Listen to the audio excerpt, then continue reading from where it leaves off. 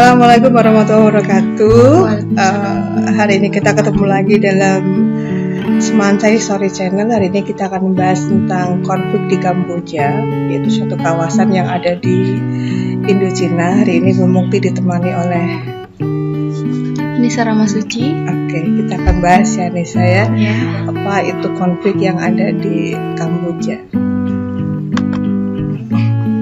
Ya, yang pertama adalah kita akan diskusi peta dulu. Dan seperti yang kita ketahui kalau Kamboja itu terletak di semenanjung Indochina. Dia juga berbatasan dengan Thailand, Vietnam, terus ada Laos, sehingga mengakibatkan konflik dari partai Iya, komunis memang Kamboja. konflik yang ada di Indochina itu memang sangat rentan dengan konflik komunis karena perlu diketahui bahwa posisi di Indochina itu sendiri memang posisi yang memang dekat dengan kekuatan-kekuatan komunis dunia. Ada Cina di bagian utara, kemudian di sebelah utara Cina ini jelas ada Uni Soviet ya. Dan ini merupakan wilayah Kamboja yang sebelah agak ke selatan ya. Berbatasan langsung di sini ada Vietnam, ya, ada Thailand di bagian utara dan baratnya. Ya, sebenarnya Kamboja itu istimewa karena dia memiliki laut ya, tapi Vietnam juga istimewa. Kenapa di sini diberi nama Indochina? Karena budaya yang ada di daerah itu merupakan kombinasi antara India dengan Cina. Justru bukan Indonesia dengan Cina ya, tapi India dengan Cina. Mereka kuat dengan budayanya, kuat dengan religi budayanya, seperti apa yang terjadi, ya seperti apa yang ada di India dan ada di Cina. Gitu. Sehingga karena memang satu rumpun dengan batas-batas yang terlalu padat seperti itu, kemudian dibumbui ada unsur-unsur komunismenya, sehingga memang konflik di Indochina itu memang sangat pelik banget untuk diatasi. Ya, silakan. Jadi pada zaman dahulu Kamboja itu dijajah oleh Prancis. Pada saat itu Prancis ngasih kayak mandat Norodom Sihanouk buat sebagai presiden atau raja pada umur 19 tahun. Prancis beranggapan kalau misal masih berusia 19 tahun mungkin Norodom bakal susah untuk buat berjuang kemerdekaan negaranya. Tapi harapan dari Prancis itu salah.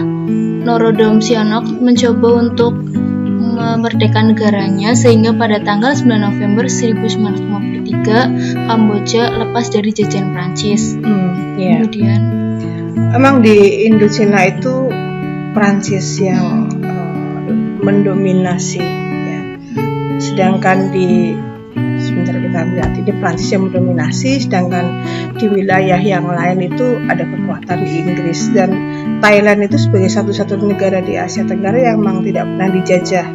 Kenapa Thailand nggak pernah dijajah? Bukan karena penjajahnya tidak mau, tapi memang ada kesepakatan antara Inggris dengan Prancis untuk menjadikan Thailand itu sebagai buffer state. Buffer state itu adalah negara penyangga dari dua kekuatan yang ada. Satu sisi kekuatan Prancis, lain sisi kekuatan Inggris yang ada terutama di semenanjung Melayu seperti itu. Ya. Dan Kamboja merupakan bekas jajahan dari Prancis. Norodom Sihanouk sendiri dia adalah seorang raja yang memang sangat karismatik sekali.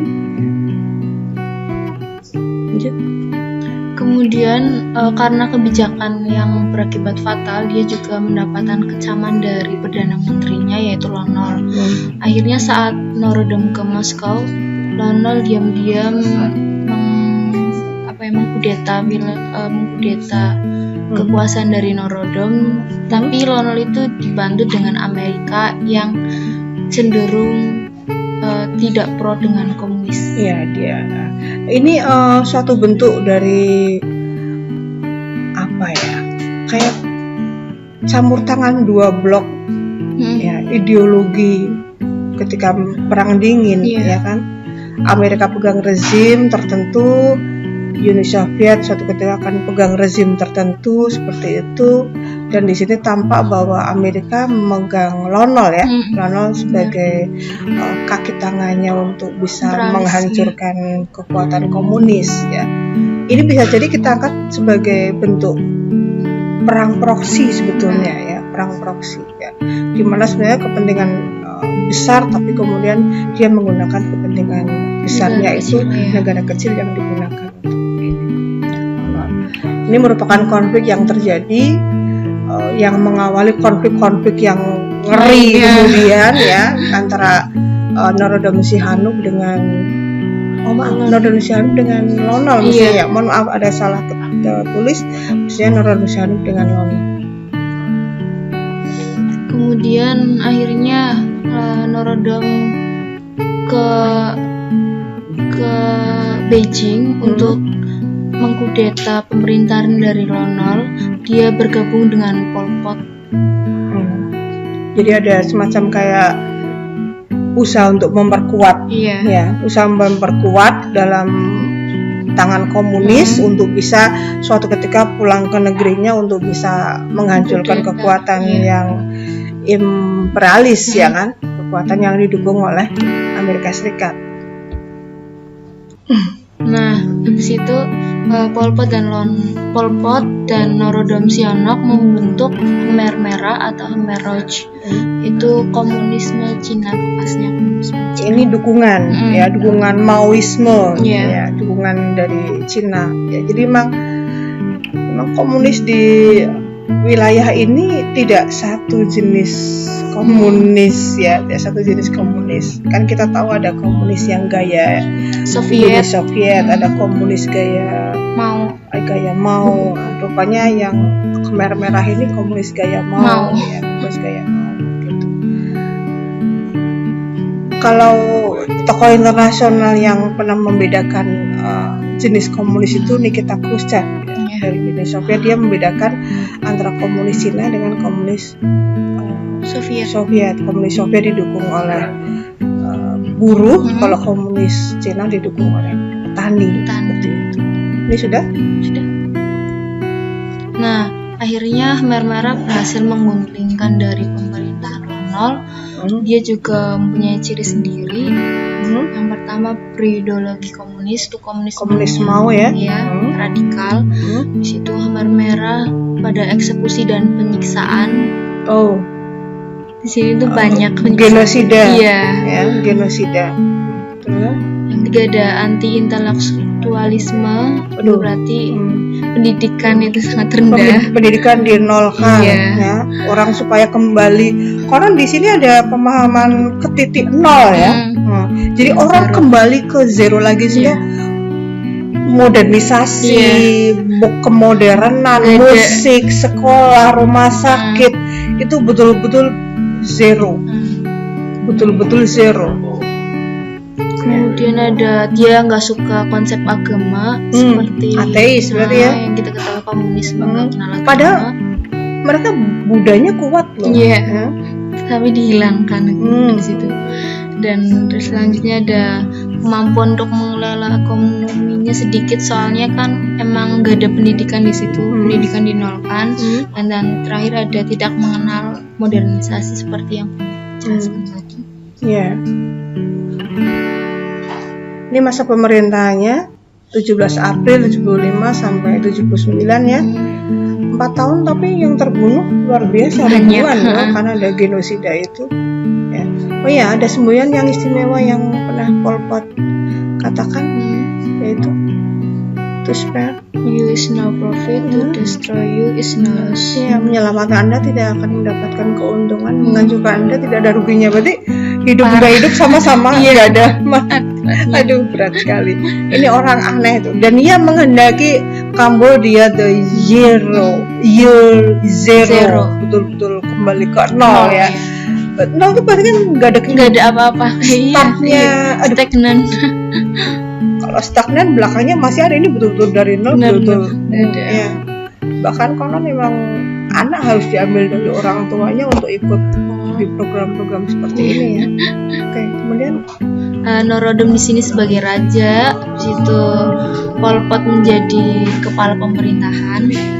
Dan Tapi lebih dominan Pol Pol Potnya Potnya iya, daripada kolonelnya. Di situ Pol Pot Nono sudah tersingkir kan? Iya. Tadi sini?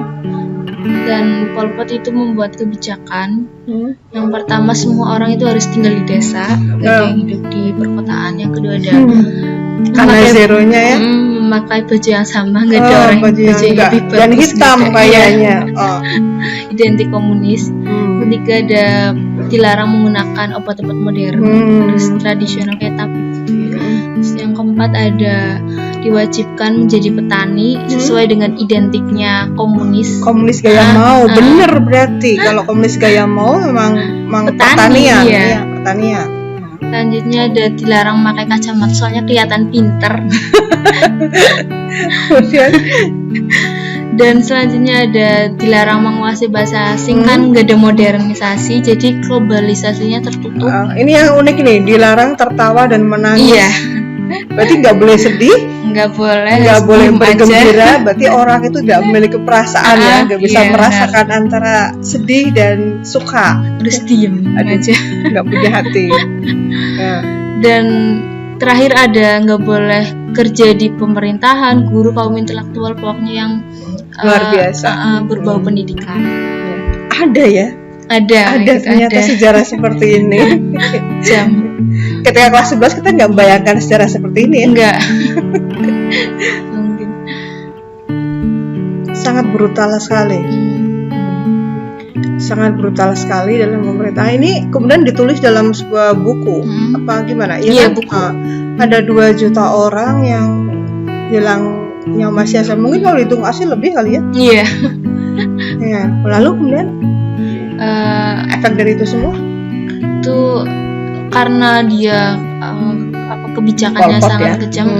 Dia juga mengeklaim wilayahnya Vietnam, tapi Vietnam tuh masih sabar, dan Vietnam muncak itu pada tanggal 7 Januari 1979. Dia akhirnya marah karena wilayahnya diklaim terus sama Kamboja dan berhasil menduduki kota Phnom Penh dengan membentuk Republik Rakyat Kamboja.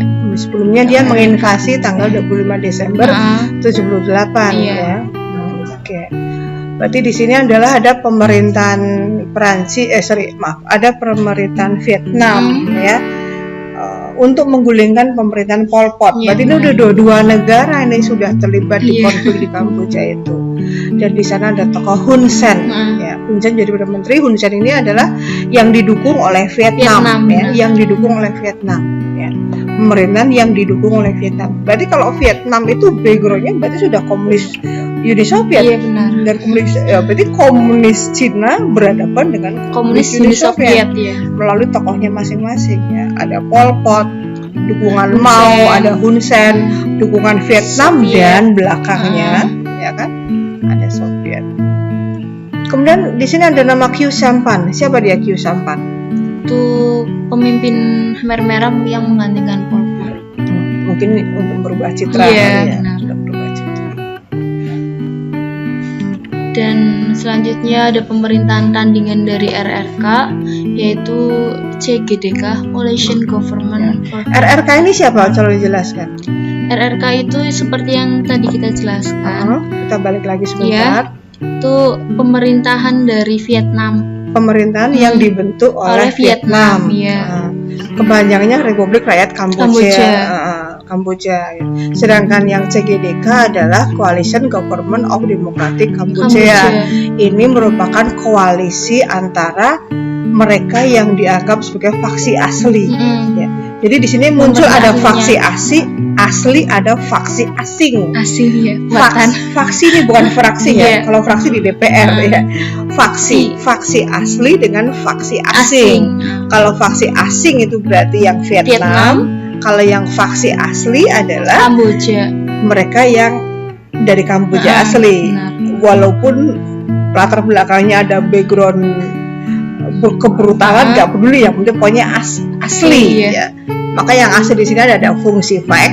Fungsi FAC ini yang faksi yang dipimpin oleh Norodom Sihanouk dan keluarga-keluarga kerajaan ya. Ada Khmer Merah itu sendiri ya, dan ada Khmer non komunis. Kementerian komunis, walaupun non komunis karena dia asli maka tergabung dalam CGDK. Ya kan, ini tokoh-tokohnya. Ya, berarti ada dua kubu di sini ya, ada dua kubu. Konflik itu semakin luar biasa karena ada dua kubu.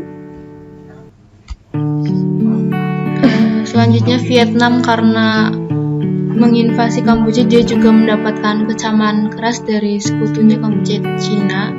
Cina menginvasi Vietnam juga. Di situ akhirnya Vietnam melunak karena diinvasi oleh Cina, dan Uni Soviet itu mengurangi bantuan terhadap Vietnam. Jadi mulai ada nego-nego antara kedua kekuatan komunis ya untuk tidak semakin memperkeruh keadaan. Ini yang teman Prancis tentang apa? Itu agar kedua pemerintahan tidak berseteru, rekonsiliasi antara Kamboja dengan RRK dengan CGDK. Oh, CGDK. Berarti di dua kubu itu ya. Ada solusi-solusi untuk supaya mereka berdamai. Nah, ini sumber-sumber yang diangkat oleh penulis. Cukup. Oke. Demikian pembahasan konflik di Kamboja bagian yang pertama. Kita akan sambung untuk bagian selanjutnya pada pertemuan yang akan datang. Mohon maaf apabila ada salah kata dan salah tulis. Terima kasih. Assalamualaikum warahmatullahi wabarakatuh. Waalaikumsalam.